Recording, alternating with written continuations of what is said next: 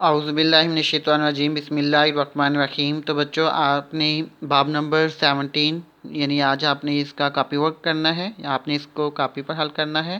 تو سب سے پہلے آپ نے اوپر ہیڈنگ دینی ہے کلثوم گرامر اسکول، تاریخ، دن، نام، سب بچوں نے اپنا نام لکھنا ہے، جماعت کا نام لکھنا ہے۔ باب نمبر 17 سبق کا عنوان چوٹ کی داری میں تنکا، املا کے الفاظ: زمیندار، قابل کاشت، عقل مند، برآمد، قیمتی، کوششوں، مشورہ، بوڑھا، خدمت، کھوجی۔ تو سب بچوں نے ان املا کے الفاظ کو 2 ٹائم آگے رائٹ کرنا ہے، یعنی آپ نے اس کو خوش خط لکھنے کی مشق کرنی ہے۔ اس کے بعد نیکسٹ پیج پہ آئیں۔ باب نمبر 17 سبق کا عنوان چوٹ کی داڑھی میں تنکا۔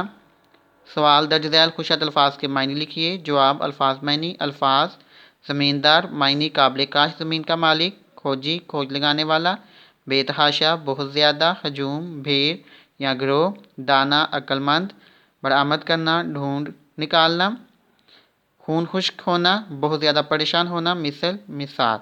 تو سب بچوں نے ان خوشیات الفاظ کے معنی لکھنے بھی ہیں خوشیات، اور ان کو آپ نے لرن بھی کرنا ہے، یعنی اپنے زبانی یاد بھی کرنا ہے۔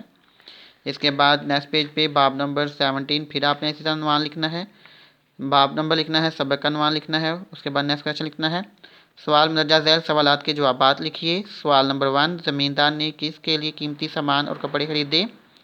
جواب: زمیندار نے اپنی بیٹی کے لیے قیمتی سامان اور کپڑے خریدے، یا آپ یہ بھی لکھ سکتے ہیں کہ زمیندار نے اپنی بیٹی کی شادی کے لیے قیمتی سامان اور کپڑے خریدے۔ سوال نمبر 2: سامان چوری ہو جانے کے بعد زمیندار کے دوست نے اسے کیا مشورہ دیا؟ جواب: 3 میل کے فاصلے پر گاؤں میں ایک نہایت عقل مند اور دانا بزرگ رہتے ہیں، یعنی سامان چوری ہو جانے کے بعد زمیندار کے دوست نے اسے مشورہ دیا کہ یہاں سے 3 میل کے فاصلے پر گاؤں میں ایک نہایت عقل مند اور دانا بزرگ رہتے ہیں، ان کے پاس تمہاری پریشانی کا کوئی نہ کوئی حل ضرور ہوگا۔ سوال نمبر 3: زمیندار کی بات سن کر بزرگ نے کیا مشورہ دیا؟ جواب: زمیندار کی بات سن کر بزرگ نے مشورہ دیا کہ تم جہیز، روپے پیسے اور سامان وغیرہ کی طرف سے بے فکر ہو جاؤ اور شادی کے موقع پر شاندار دعوت دینے کا اعلان کر دو۔ میں بھی تمہاری دعوت میں شرکت کروں گا، اور پھر اگر اللہ کو منظور ہوا تو تمہارا سامان تمہیں ضرور واپس مل جائے گا۔ اس کے بعد نیکسٹ پیج پہ آئیں۔ سوال نمبر 4: بزرگ نے زمیندار کو کیا خوشخبری سنائی؟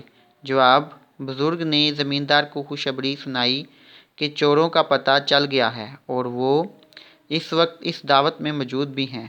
ان چوروں کو پہچاننے کا سب سے آسان طریقہ یہ ہے کہ ہر چور کی داڑھی میں تنکا ہے۔